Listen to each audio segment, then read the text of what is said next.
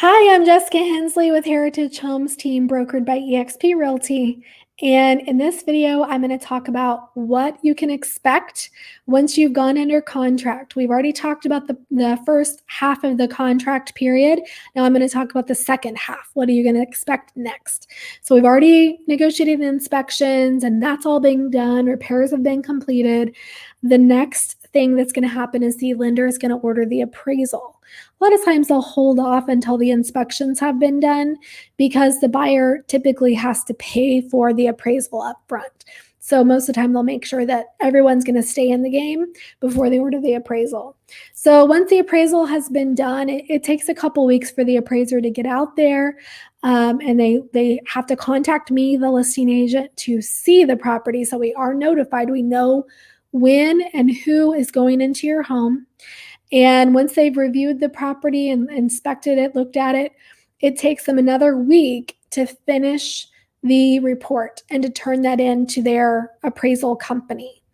Once they've done that and it's been reviewed and quality control has looked it over to make sure it's all good, then the payoff is ordered for you. So we're going to order the payoff on your home if you have a mortgage on it. We're going to ask your lender to tell us how much you owe as of the date that we plan on closing. Then we're going to schedule your closing, which is what we've been waiting for.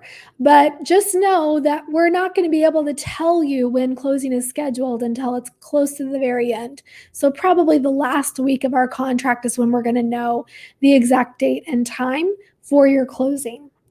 Something you should remember is that the buyer has a 3-day disclosure period, closing disclosure period. So the lender, they have to give the buyer 3 days to review all of the fees that they're being charged by the lender.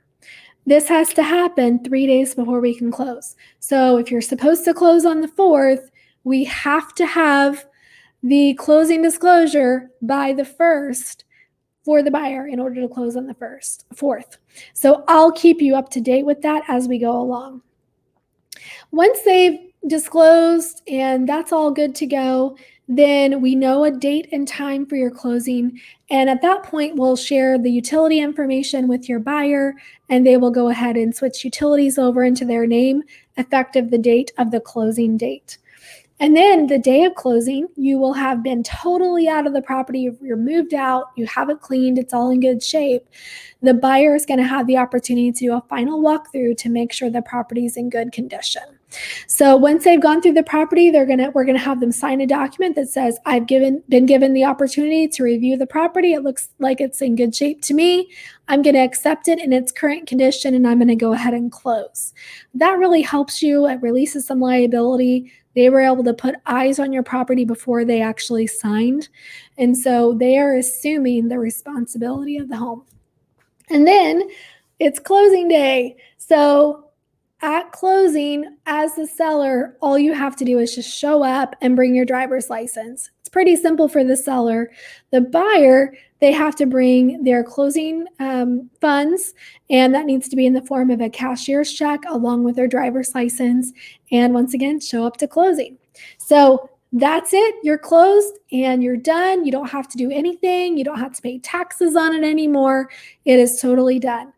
Thank you for using Heritage Homes Team. I hope that's what you did. And once again, I'm Jessica Hensley with Heritage Homes, brokered by eXp Realty. If you want to see our website, it's sekhhr.com. I'll talk to you later.